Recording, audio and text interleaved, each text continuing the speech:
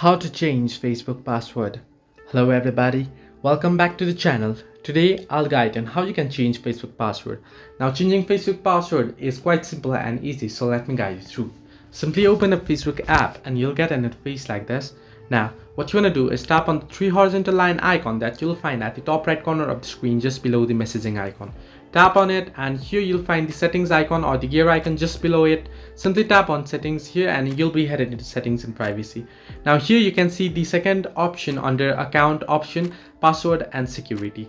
Tap on password and security and here if you scroll down below under login, you can see the option change password. It's a good idea to use a strong password that you don't use elsewhere. You can see it there right on the screen. Tap on your change password and now all you have to do to change your password is type in your current password here, then type in your new password and retype your new password and then simply tap on update password and you can change your password. So this way you can change your Facebook password. Hope this helped you. Do like and subscribe and do not forget to leave a comment down below if you have any further issues.